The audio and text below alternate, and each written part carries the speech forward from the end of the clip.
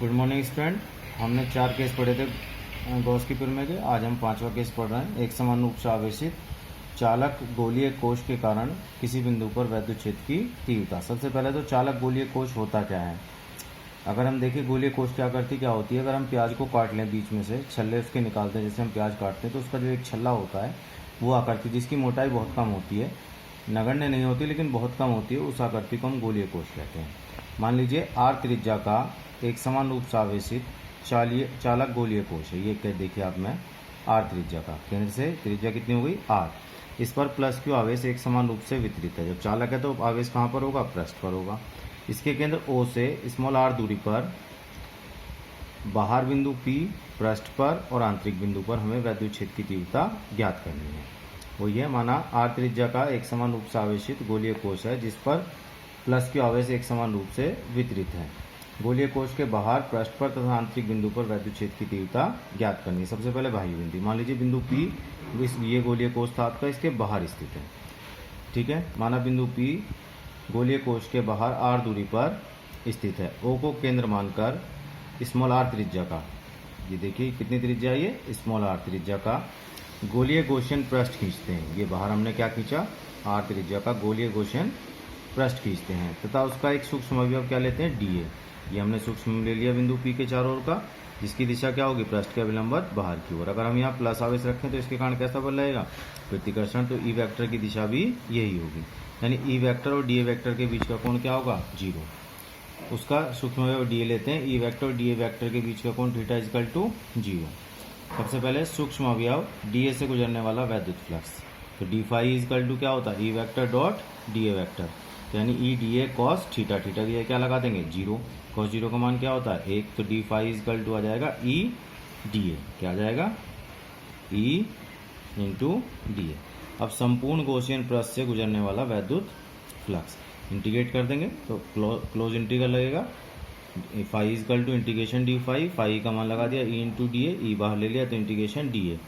तो D A का integration D x की वैल्यू किसके बराबर होती है, एक्स की, तो डी ए की वैल्यू किसके बराबर, ए की।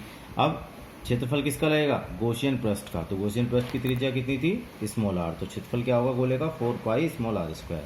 तो फाई इक्वल टू आ जाएगा E into 4 pi small R square, समीकरण नंबर 1। अब गॉस की प्रमेय क्या कहती है, गॉस की प्रमेय कहती है phi E equal to Q upon epsilon 0, समीकरण 2। समीकरण 1 और 2 की तुलना कर दीजिए, लेफ्ट हैंड साइड बराबर है तो राइट साइड भी बराबर होगी। E into 4 pi small R square बराबर क्यू अपॉन एप्सिलॉन 0। ये नीचे ले जाइए इधर, तो ई बराबर आ जाएगा 1/4 pi epsilon 0 Q upon R square. ठीक है, न्यूटन पर कूलम। यही आपने निकाली थी, क्यू आवेश के कारण आर दूरी पर वैद्युत क्षेत्र की तीव्रता। यदि आवेश का पृष्ठ घनत्व सिग्मा हो, पृष्ठ घनत्व क्या होगा, सिग्मा बराबर क्यू अपॉन है, यहाँ ध्यान देना है। अब क्षेत्रफल उस गोले का लगना है जिस पर आवेश है। और आवेश किस पर था, आवेश जो था आपका देखिए कौन से गोले पर था, कैपिटल आर त्रिज्या के गोलीय कोश पर। तो हमेशा क्षेत्रफल इसका लगेगा यहाँ पर। तो सिग्मा बराबर हो जाएगा Q upon 4 pi capital R square.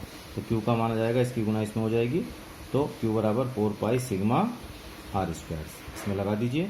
तो ई बराबर आ जाएगा 1/4 पाई एप्सिलॉन 0, क्यू की जगह 4 pi sigma capital R square upon small R square. 4 pi से 4 पाई चला गया। ठीक है, तो ई बराबर क्या आ गई, सिग्मा कैपिटल आर स्क्वायर बटे epsilon 0 into small R square. ये तो निकल गई बाह्य पृष्ठ पर। अब देख बाह्य बिंदु पर, अब देखेंगे पृष्ठ पर। अब पृष्ठ पर क्या होगा, मान लीजिए बिंदु पी जो है वो गोलीय कोश के पृष्ठ पर स्थित है, तो स्मॉल आर जो दूरी है वो किसके बराबर हो जाएगी, कैपिटल आर के त्रिज्या के बराबर हो जाएगी। तो ई बराबर इस सूत्र में लगा दीजिए, सिग्मा कैपिटल आर स्क्वायर बटे एप्सिलॉन 0, स्मॉल आर की जगह क्या लगा दें, कैपिटल आर स्क्वायर से आर स्क्वायर कट गया, तो ई बराबर आ गई सिग्मा अपॉन एप्सिलॉन 0 न्यूटन पर। ये आ गई पृष्ठ पर। अब बात करेंगे आंतरिक बिंदु पर।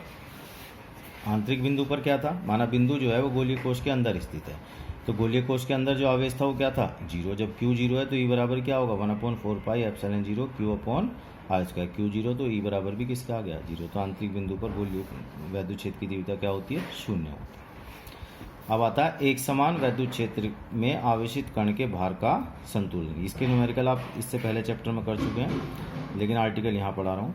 मान लीजिए 2 प्लेटें हैं, एक को हमने प्लस आवेश दे दिया, एक को माइनस आवेश दे दिया, तो वैद्युत क्षेत्र की तीव्रता क्या होगी, प्लस से माइनस की ओर। मान लीजिए प्लस क्यू आवेश है, कोई क्यू आवेश का कोई कण है, इसे बीच में रखा तो इसका भार किधर काम करेगा, mg नीचे की ओर, और इस पर प्रतिकर्षण बल किधर लगेगा, इधर वैद्युत क्षेत्र की तीव्रता है तो दोनों के बीच प्रतिकर्षण बल लगा F। संतुलन की अवस्था में F बराबर किसके होगा, mg के। यानी अगर ऐसी मान लीजिए ऊपर वाली प्लेट प्लस ले लें, नीचे वाली माइनस ले लें, तो वैद्युत क्षेत्र की तीव्रता क्या होगी, प्लस से माइनस की ओर।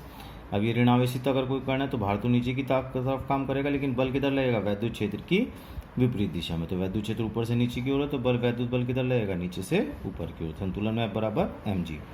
माना m द्रव्यमान तथा q आवेश का कोई कण एक समान वैद्युत क्षेत्र E में स्थित है। कण का भार mg ऊर्ध्वाधर नीचे की ओर स्थित है। कण के भार को संतुलित करने के लिए वैद्युत बल ऊपर की ओर कार्य करना चाहिए, जिसके लिए वैद्युत क्षेत्र की दिशा ऊपर की ओर होनी चाहिए। हमने प्लस q आवेश की बात करी, माइनस की उल्टी हो जाएगी। संतुलन में क्या होगा, F बराबर mg के। F बराबर E बराबर F अपॉन Q पढ़ा है आपने, तो F बराबर क्या हो जाएगा, Q इंटू ई। तो F की जगह क्या लगा दिया, Q इंटू ई बराबर mg। यदि कण ऋणावेशित है तो कण के भार को संतुलित करने के लिए वैद्युत क्षेत्र की दिशा भी नीचे की ओर होनी चाहिए। ये वाले सेकंड कंडीशन, अगर कण ऋणावेशित है तो Q ई बराबर क्या होता है, mg के संतुलन में। तो ये हमारा आज का गॉस की प्रमेय वाला चैप्टर की थ्योरी कंप्लीट हो गई। अच्छी तरह आप इसको पढ़ लिए, कोई चीज़ प्रॉब्लम आए तो बताइए, और कल हम इसके न्यूमेरिकल करेंगे। Thank you.